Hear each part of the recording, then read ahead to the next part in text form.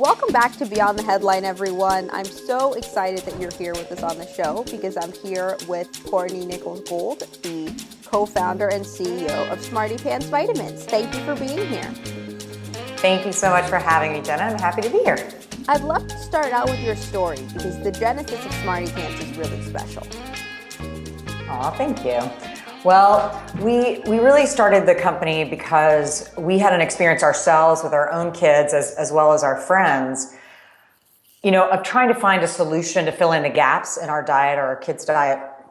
And standing in the aisle at a grocery store and being faced with, 50,000 bottles of vitamins with a recommendation from our doctor sort of in our hand.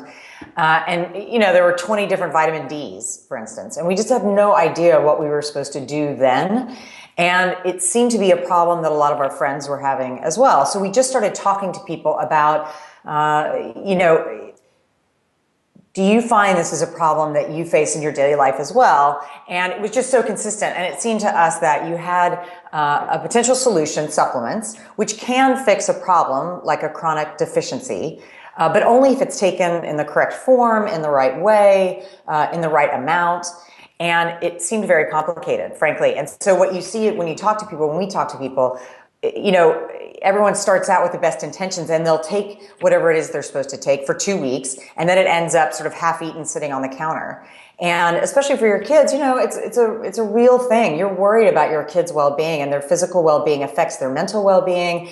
And so it is an area of stress and worry for parents, which is making sure their kids are getting the right nutrients as well as for themselves. So it just seemed to us the whole vitamin industry was broken. You walked in, totally confusing, very complex. You didn't really trust the companies necessarily. You didn't know what was going into the vitamins, what sources, and what version you were supposed to take. And so we just had this idea if we could work with the leading minds in preventative health to create an all-in-one. So a vitamin that would focus on the things that we see most frequently as deficiencies in kids or adults, and then put it in a form that was frankly really delicious so people would take it every day, but leave out all the junk. So no artificial flavors or colors or preservatives or all the stuff that we see frequently in vitamins. So it was amazing to me actually when we started doing the research. Even pills, a lot of the common like one a day or complete pills that you take will have artificial color and flavor in them, which seems ridiculous. Like, why do you need a pill to be a certain color? I have no idea. But anyway, that was the mission. Could we come up with something that would make it easier for people to take it every day and therefore get the benefit? And the last piece of it was we wanted to be as accountable to people that we knew would benefit most from supplementation, but could probably least afford it. And so we put in place this matching grant for every bottle that we sell. We give a year's worth of nutrients to a child between the ages of 0 and 5. And we've made 1.6 million grants so far, which is something everyone here is very proud of. So that's kind of how we got our start. And we really started with a kids product, but very quickly we had parents writing us and asking if we could make one for them. So we have adults and we have a men's, women's product that's launching in a couple weeks, and really just trying to solve a problem for a lot of people. And you had no previous experience in consumer packaged goods. I did not. How do you Needless feel like to that say, helped we you? learned the hard way. How do you feel like that helped you? Well, I think it helps because whenever you solve a problem from an authentic place, in other words, I think you see these companies that are very, very successful, like Honest Company and others, that come out of someone facing a problem in their own lives. And the reason that's so important is that I think it's much more likely you're going to hit something that other people are experiencing. And therefore, you're really going to, you're onto something big. And it also keeps you from knowing what's possible and impossible, right? I mean, it's the classic thing. If I'd known now what I knew then, I don't know if I ever would have tried it in the first place because it was so hard. But the great thing is that we really came to it from a totally different place. And, the format that we use is a good example of that. No one makes an all-in-one because they all want to make money by selling you lots of different bottles, a vitamin A, a vitamin C, a vitamin D, a vitamin E.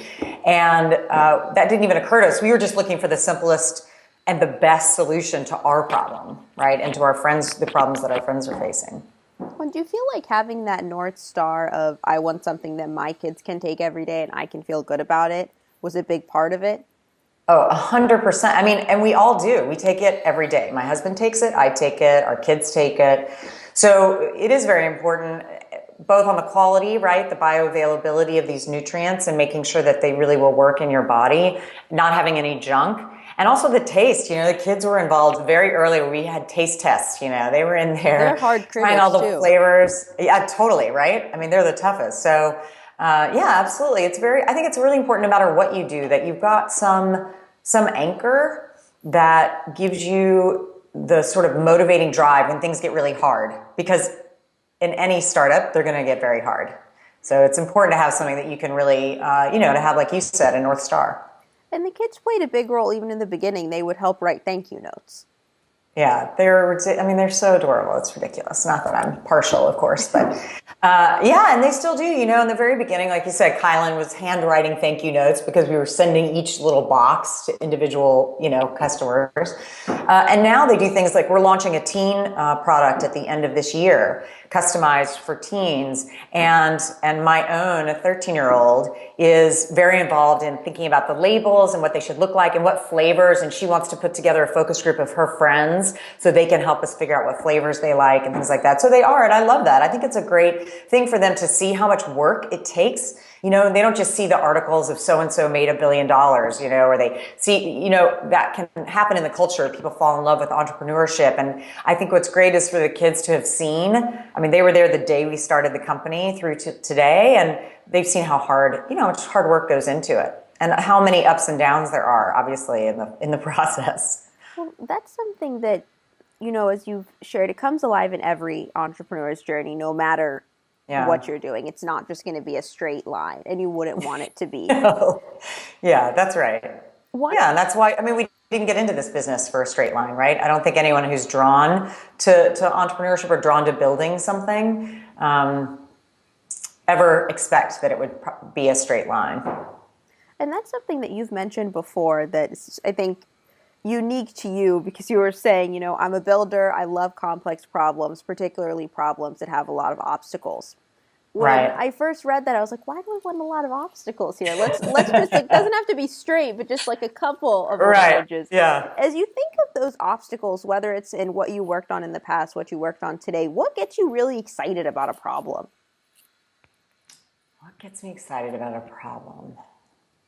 Well, one, I think it's just my brain anyway, likes to work, right? So it's just the reason that novelty is so important to human beings, right? We remember things that are new in a much deeper way than we do things we've repeated. And so I think a problem is basically just a new set of information. So I think that's the reason that I like problems. And the more complex they are, the more information is contained in them, if that makes sense, right? So the more you're going to have to think about, the more you're going to have to work through. And typically a complex problem requires collaboration. And to me, the magic sauce of entrepreneurship is sitting in a room with the whiteboard and really working through with a group of people, all really smart, but all coming to it from a very different place and coming up with some solution. And you don't have any assumptions about experts being the source of that. And we just had a meeting last week. It was so cool trying to come up with a new solution to a problem. And a new sales assistant who'd been here maybe 10 days, said something out of the blue that was absolutely brilliant and is something we're going to put into the field. So that's what I love about complex problems. You end up with a group of people really, working on something. And I think that's the fun of being at work. And how often are you guys getting together as a team and whiteboarding a problem?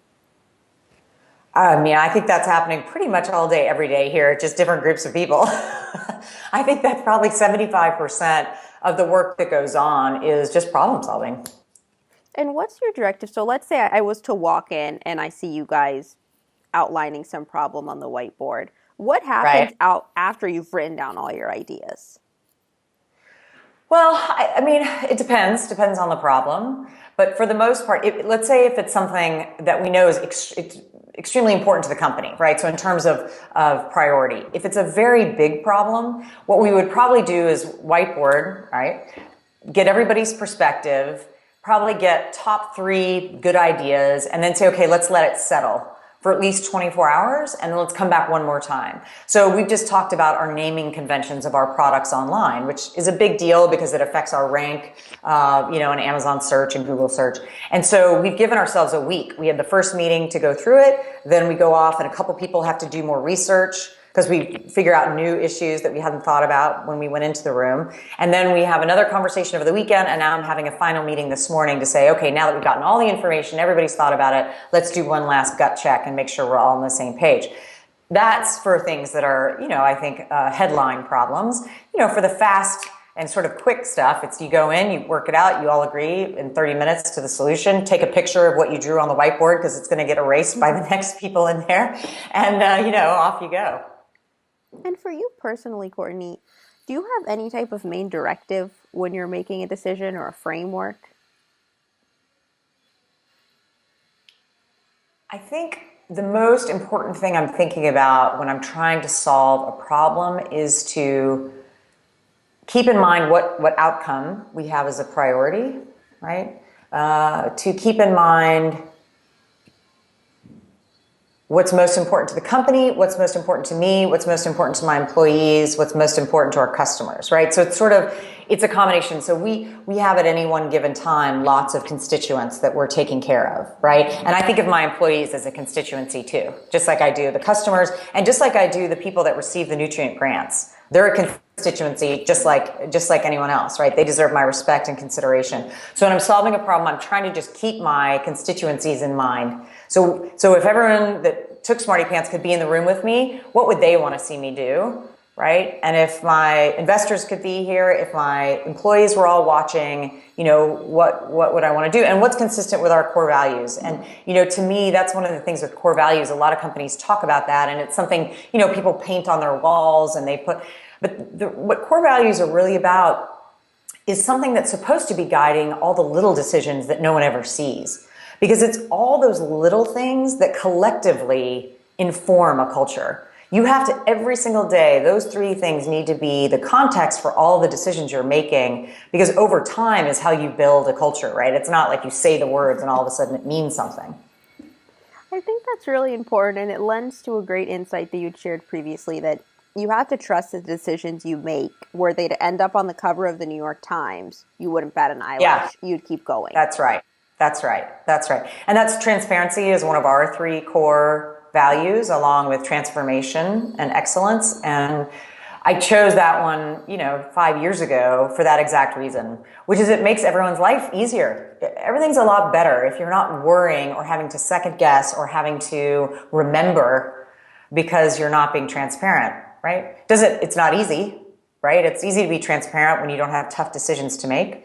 But it's in those hard moments, again, where if you can stick to those core values, they will serve you very, very well. And you end up with a company that has a lot of cohesion. You have a very tight-knit, supportive group because no one will allow another employee to violate the core values. You know what I mean? They see when someone new comes into the company, they can give general guidance like, that's not really the SmartyPants way. And they can do that because they've been practicing it every day in all the decisions they make, because I think we're so clear about what we stand for.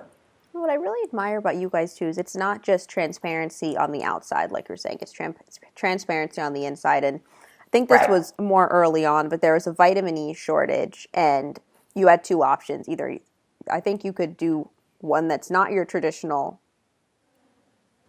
format, right? Yeah, right. Using synthetic E. Using synthetic or not. And so you guys just reached out to your customers directly, told them the situation and asked for their opinion. Why is something like that important? Well, it's just because the whole point of our company was to do something different, right? The whole point was we're going to focus on using these forms that other companies might not use because it hurts their margin. But we know, like you said, my kids are going to take it every day, right? Or I'm going to take it every day. I'm going to use the best, right? So it's important because we're in this together. And while we use the best medical minds and best research minds in guiding how we put together our formulas, we're customers too. And so we're in it together, and we want that to be a conversation. And I also think we all fail when we try to act perfect. Right? So companies don't communicate, they make these changes and they don't communicate them, or they don't solicit feedback because they're worried. Oh, if I tell someone we're going to have to use synthetic E for 90 days, right, which is in our case, instead of this more bioavailable vitamin E because there's been a global shortage, they might stop being my customer. And I get that. And when you're a startup, it's very scary because every customer counts, as it should actually when you have millions of them. But I think it's just intimidating. And so people go for the kind of what feels like the easy route, which would be just to make the change, know that probably 1% of people are even going to notice, and then change it back. But we all know what happens when you do that, when you show vulnerability, when you reach out and communicate. People understand what it's like in business. They know when you're starting a company, you can't be perfect. There are going to be hard choices you have to make. But now at least they trust you. They know you're not going to lie to them. And they know if you have a hard choice, you're going to tell them that you're making a choice, that you are making a hard choice. And those were your options. And that was the decision you made as a business person. And it's up to them to decide if it's still the right solution for them. But no matter what they decide, they certainly trust you as a brand and someone that thinks that this person who you might not have met deserves your respect. And, it's an obligation to make something for people's well-being.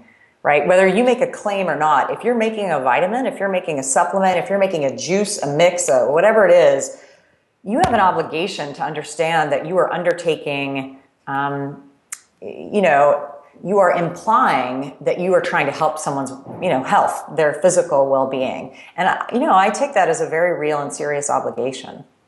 And I think that's something that's translated into your work even when selling SmartyPants in other stores and having those institutions represent your brand and what you stand for. Right. No, absolutely. Again, it's all about, sticking to those core values and representing those when you're interviewing an employee, a potential employee, or you're out, it's happening all the time. It's not, and it allows everyone to know what you stand for. And, whether it's potential investors or it's a retailer or it's, potential employees. We're interviewing people all the time because we're growing, obviously. And it's very heartening to hear the feedback from candidates that we're doing a good job standing for something. Because when they come in and I ask them why they want to be here, the things they say are the things that we care about.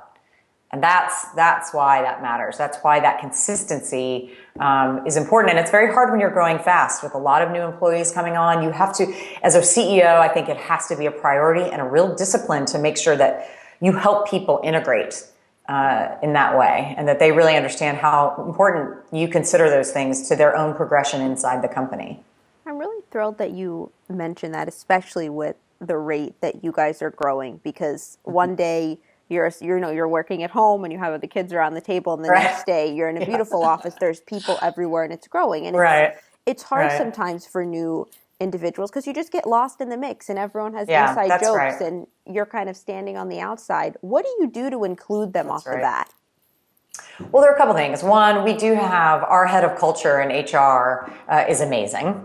I will just plug her and say that she does a great job of doing kind of an onboarding process with people. And then the head of the department will introduce it. We're still small enough. Look, we're just north of 30 people. So it's not hundreds and hundreds of people, but we say, hey, make sure you go around and introduce yourself to people. And for everyone here, hey, when you see someone new, go tell them what you do. And then we have a couple other things we do. We're just starting actually this week. No one here knows this yet. Gratitude Fridays, where we randomly select someone, one of the employees. We're going to give them a significant gift certificate for a couple $100 and have them stand up and share what they do so that the whole company takes 10 minutes out. It's a random kind of act of kindness and gratitude from us to the employees, and then also gives everyone a chance to hear from someone about what they do during their day and what they love about their job and what they can't stand about their job, because there is something. And I think it provides connection. And then we, every 90 days, just try to do something completely not work related together. So go to a museum, go bowling, go play beach volleyball, buy everybody dinner, because those little things, they matter. We're spoiled because we used to take everyone on a retreat for 3 days, which was amazing. And it gets harder as you get bigger, right? That gets to be more challenging, just scheduling alone. But it does matter. And we do try to invest time and energy in making sure people feel really connected. Well, I want to start clapping when you said Gratitude Fridays, because I'm big on gratitude. But what gets me most excited about it is that you have someone stand up and share what they do every day, which is so important, because a lot of times, even when you're working in the same office, everyone's doing their own thing and you have no idea what challenges they're facing, what successes they've had. Why is that so important? Well, because I think what happens is if you forget that person has, that person is absolutely trying their best, right? And that they have their own set of challenges and stresses and worries. it can get easy to get frustrated with people, right? When you're growing this fast, stuff's going to break. It's just going to happen, and it won't go flawlessly. And it can be very easy to blame or complain, which are two things that we're very vigilant about watching for, right? And so I think one, if you get to hear every week about the world from someone else's perspective, that's great training for flexibility and thinking, which is a very important skill in my opinion. And it's a way to avoid non-productive conflict. Because if you, one, have a baseline respect that that person is trying just as hard as you're trying, you may not agree, you may have different goals, you're going to approach the conversation differently. You're going to approach it from a place of empathy and connection instead of you are an obstacle to me getting done what I need to get done. And that is very frequently a modus operandi in high growth startups. I've seen it a million times, and people get very, it's good to be driven, but you can get very dismissive of other people's humanity and what they're trying to get done in their day. And everybody just wants to do a good job. In my experience, everyone wants to do a good job. They do. And that connection and reminding people that your fellow worker, who you might not have spent that much time with out of the office, has a life and they love their work and they're trying hard too. So I do think it makes a big difference, actually. I'm really glad that you mentioned, the span of your experiences, because I wanted to ask you, how have you personally evolved as a leader? What is life like as a CEO now versus it was when you first started out? Well, I'm certainly way less afraid. I just think it's normal. I started out in the internet business in New York when it was first starting, and we were all babies. And so you were CEO and you're 25, and it doesn't mean you're not talented. And there are certainly examples that we've all seen of people who are great being leaders, at 25. There's no question. But that was not true for me because I was insecure. And I didn't know what I didn't know. And at that point, I was still afraid of my ignorance, if that makes sense. And so when you're coming from that place, you're not a good boss. You're not a good leader because you're very outcome focused. You're not even paying attention to the person in front of you. It's just about meeting the goals, hitting the numbers, making the investors happy, not getting fired. It's a very different way of being. And I think what has been such a gift for me is that I'm not very outcome focused, I want things to go well, certainly. I want for my employees to see all the success we've had, but I'm much more interested in the process. And it makes me a much better leader because I see the person sitting in front of me. I'm a much better listener, and that makes you a better problem solver.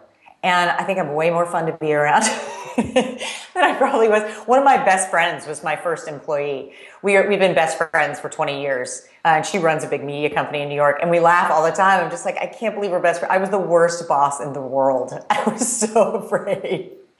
And now I get so much joy from it. I love being a leader, and I love developing talent so much. It's, transformation is that one of the other core values. And it is that because I consider that a promise that I make to my employees. So we're not just going to transform our customers' lives. We're not just going to transform the lives of the grant recipients, but I want to make sure that every person who comes to work here leaves here feeling like they've changed for the better, that they've taken on something that's always held them back and decided to work on it, and they've transformed it. And that's something we actively invest in. We sit down with everyone at the beginning of the year. Tell me something you want to work on this year, and how can we help you do that? Whether it's getting a coach, you want to get public speaking lessons, you want to learn to rock, what is it that you think pushes your boundaries and would get you to the next level in terms of who you are as a person, because that will help you in every area of your life. And so to me, that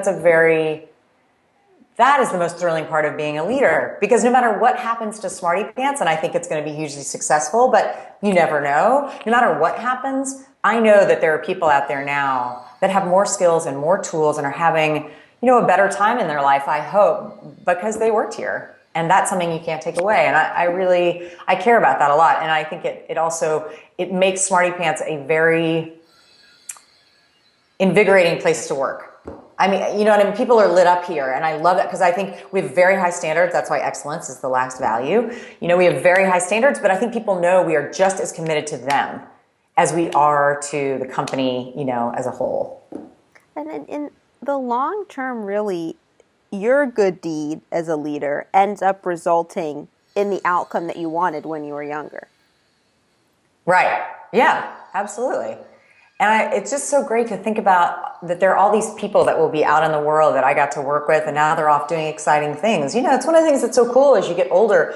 All these people you ran around with when you were 25 are all of a sudden running these huge companies and doing all these amazing things. And I love the idea of being able to help people, build their path and give them everything that they need to go out there and be successful. I think it's really cool. It's an honor. It lends to an insight that you shared, along that journey and evolution of growing into yourself as a leader that we all have to go through. And I believe it was from your husband, that not everything needs or benefits from your attention all the time. And Yeah, that's a good one. I actually wanted to ask this one, like specifically for me, because they say perfect is the enemy of good, and like you just have to release things. True. But sometimes it just, even you're telling me it's true, and I'm like, but it's not right. It's not right. Right. How did you, learn to be like, what, this actually doesn't need my attention. I can let it go. Well, look, there are times where your attention is very important, right? It's more about discerning when something will benefit from your attention and when it won't. When are you acting out of a need to control something or a need, a fear versus a contribution? So if you know that there's something that would benefit, so I'm an editor. That's kind of how I think of myself, right? I let other people generate ideas and then I give them feedback on what I think would make it better. So that to me is a contribution. If, however, someone's doing something and they're an expert and I'm not, but I don't like the way they're doing it, that to me is managing something I don't need to manage. As long as it's working, who am I to say that my way is better? And it's one of the great skills I think is knowing how to hire people that are smarter than you, right? My goal is always to hire people smarter than me at what they do. Now I'm really good at managing all those people, but in their particular field, they're going to know more than I am, right? They're going to have to know more than I am. And so it's sort of learning when to trust that, when are you well served by letting them do what they're doing. And it's the same with kids.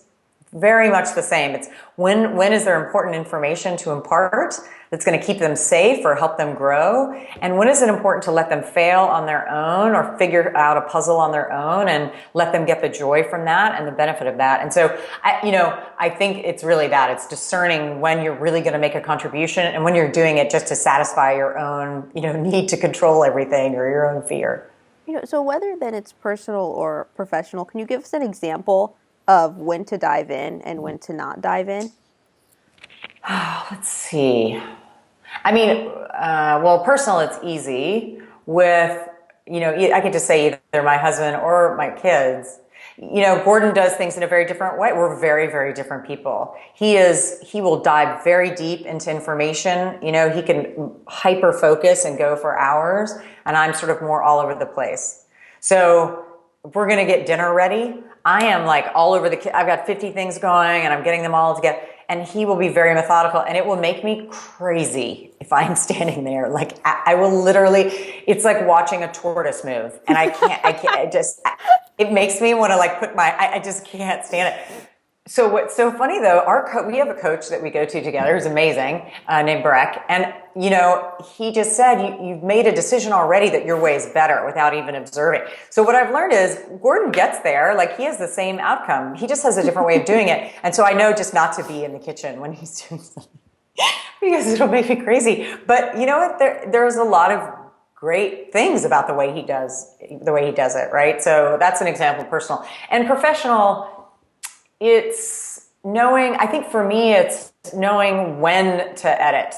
If I let people sort of get in early on their own, that's a lot better because they're going to have a lot more enthusiasm and there's a lot more creativity. And I could unknowingly shut down some of the good ideas that could come if I start editing too early in the process. So that's an example, I think, of me getting some discernment about when I want to say. So if we're brainstorming, a new creative idea, a campaign we're going to run on Instagram or something, I don't know. I've learned that what I want to do is just sit in the room for the first 20 minutes and just listen. And then slowly I can start providing input. But I don't want to do that right out of the gate because there could be an idea coming that I would shut down because I'm so forceful. I'm a very intense person and I'm very...